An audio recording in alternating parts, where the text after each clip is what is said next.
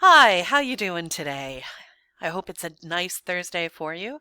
My living room looks particularly fantastic. I'm hoping wherever you are enjoying the view just as much. So here we go. First things first, before we get started, a couple of things you need to know. You are going to have to do a Harkness for me tomorrow. We're going to do it distance style using Flipgrid. No te preocupes, don't worry if you don't have Flipgrid or something like that. I do have backup plans.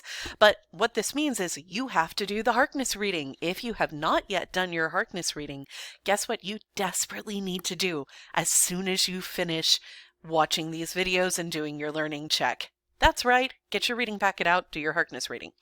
So, today what we're going to be doing is we're going to be talking about civil society in Nigeria.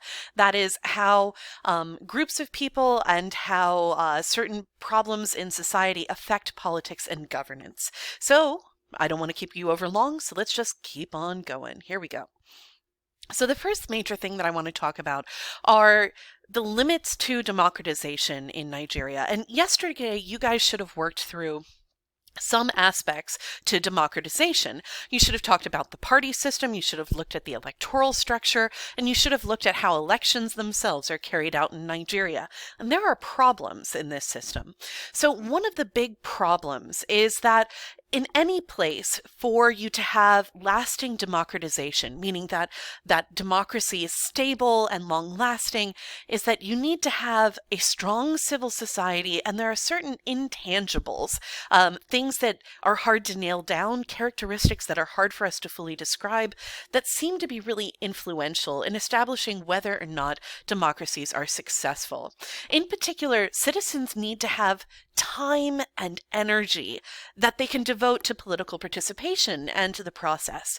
And it turns out that those are things that some people in Nigeria have very little of. That doesn't mean that they are bad at planning or that they are, they're not full of energy. They're deeply energetic. Most people in around the world are. But it means that their time and energy has to be allocated in different ways. If you remember, we talked about the Engelhardt-Wetzel World Values Survey, and we talked about how in places where your concerns were on survival, you weren't really concerned about self-expression values. And that's the case for Nigeria. In a lot of places, you have people who are kind of working at subsistence or just above the poverty line, and that doesn't leave people a whole lot of mental space to worry about things like voting rights or how should we deal with gerrymandering or things like that. So, other things that really limit political engagement. Poverty. Poverty is a huge problem. So too is wealth inequality in Nigeria. As of last year, the Gini coefficient score for Nigeria was 48.8. That's not real great.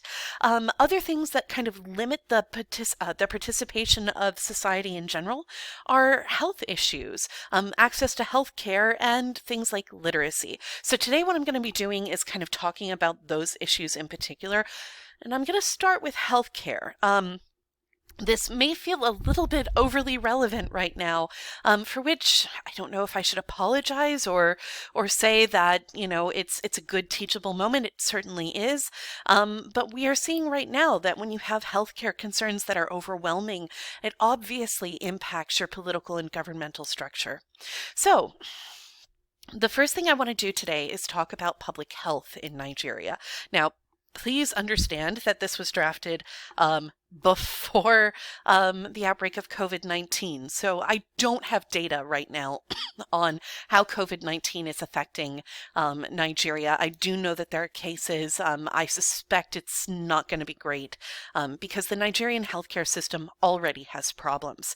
Instead, what I do want to talk about is an epidemic that is a little bit more understandable and maybe one that we have more data on because it's been around for a while, and that is the HIV/AIDS epidemic.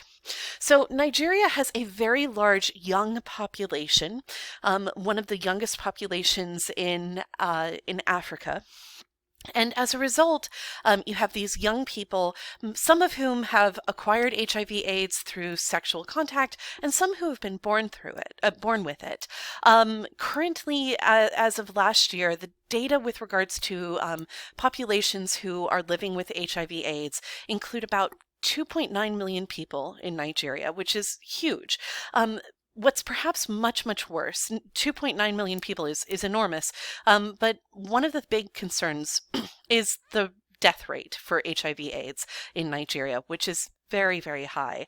We're looking at last year, about 280,000 people in Nigeria died as a result of complications due to HIV/AIDS. This has resulted in a huge population of children that are growing up without parents. Obviously, that can cause real problems in terms of family stability, in terms of educational opportunities, and in terms of poverty. But unfortunately, HIV/AIDS has been kind of a secondary priority for the Nigerian government for some years, partially because of the nature of the infection itself. As a sexually transmitted infection, HIV/AIDS is something that Nigerian public officials, most of whom are men, are rather hesitant to talk about in frank terms. And there's a lot of social stigma about discussing it openly and honestly. So instead, what we've seen is a lot of NGOs doing a lot of the heavy lifting with regards to HIV/AIDS treatment and education. But they are badly underfunded broadly.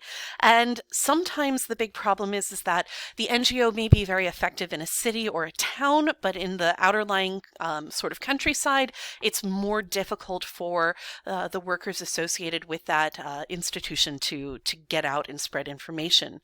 The big problem, like I said, is the rural population. And this is particularly problematic when you consider the nature of HIV/AIDS.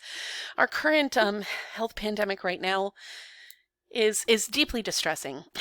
But coronavirus, as a viral infection, hopefully, what will eventually happen is we'll come up with a vaccine. It's going to be not great until we do, but we'll eventually come up with a vaccine, and then hopefully people will be sensible and everyone will go out and get the vaccine, and we'll be able to limit the spread of the disease.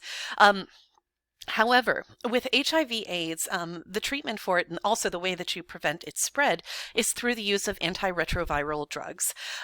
These antiretroviral drugs are really important, but you have to take them on a daily basis. You cannot skip doses. They're a daily requirement. And if you live in a rural area in Nigeria, getting access to drugs that you can take on a daily basis is incredibly difficult. It's a matter of capacity, frankly, for the state. Do you have infrastructure that is developed enough to provide daily health care to people who are medically fragile? So this is really important. One of the biggest problems beyond just getting antiretroviral drugs out to the people who need them, because if you get enough antiretroviral drugs into populations, what can happen is in the individual body, the virus count can go so low that it becomes much less likely for you to transmit the virus to a partner, or to a child if you are a woman and you become pregnant. But the big problem that we have, really, in terms of HIV/AIDS education in Nigeria is being culturally appropriate and sensitive to the needs of the population and to social requirements and sort of like the social taboos and practices that exist. Generally speaking, Nigeria tends to be a very traditional culture, pretty conservative in terms of its discussion of sex, sexuality, and gender. And as a result, that becomes pretty hard to have those conversations openly about getting tested, about what causes HIV/AIDS and how you prevent the spread of it. Unfortunately, women have a higher infection rate than men, partially because they have a lack of education in outerlying rural areas. And this can often mean that women will become infected by their partner and not necessarily even know it for a long time. And without knowing about the infection, what can happen is unknowingly a mother can spread the infection to her child during childbirth. That is a thing that can absolutely be eliminated through modern medicine. Maternal transmission of HIV/AIDS is something that we have figured out. The problem is getting the information, getting the treatments to the women who are pregnant. So that is something that the state is not doing a particularly great job of, but NGOs are making an effort. Unfortunately, I do worry about the current global pandemic kind of overshadowing any progress that might have been made in terms of HIV/AIDS education right now. So this right here shows you the prevalence of people who have been identified as infected with HIV/AIDS throughout Nigeria. And you can see that there are some areas of the country that have a very, very high rate of infection, particularly along borders. And what tends to happen is those rates of infection tend to radiate out. Benue State tends to be, is currently, well, as of 2008, the data is lags, obviously. The Benue State was the hot spot for many, many years, and you can see that the rate of infection is kind of radiated out from that area. Now, so public health is one thing that can kind of take up sort of your intellectual bandwidth, sort of your political bandwidth, and prevent you from being able to engage politically. Another thing that can do the same is lack of education. So Nigeria has a much higher rate of education than a number of other African nations, but it is still largely below world averages. Overall, the literacy rate in Nigeria is only 68%. That's much higher for men, almost 76% for men, but only 66.6%, 60.6% for women, which is pretty terrible. That disparity between men and women is one theme that we're going to see over and over and over again. Educational access in Nigeria is deeply gender unequal, and beyond that, education is also regionally unequal. The educational structure in Nigeria is largely regionally based. Remember, Nigeria is a federal system. Education is something that is carried out by the regional governments. And technically, enshrined by Nigerian law, all education is free, compulsory, and the right of every child, meaning that every region and municipality has an obligation to provide free public education to every child. But Nigeria also has the largest population of school-age children who are not in school of any country on earth right now. And so what that means is that there's no enforcement of truancy laws, okay? And that even though the law says that education should be compulsory, it truly isn't. And so, especially in areas where you have high rates of poverty, kids often work. They often are out doing odd jobs, working on the farm. They might be selling stuff on the, at the market on the street, whatever it is. But kids are often working, especially in poor families. And as a result, that kind of perpetuates the cycle of poverty because children don't have the chance to be educated to get jobs that pay better. So additionally, like I said, the enrollment and like the enforcement of sort of that compulsory education portion largely comes by region, gender, and ethnicity. There are some regions of Nigeria where education is quite good. That tends to be in the south. And there are some regions where it almost doesn't exist at all. And that tends to be in the northern areas, especially those areas under the control of Boko Haram.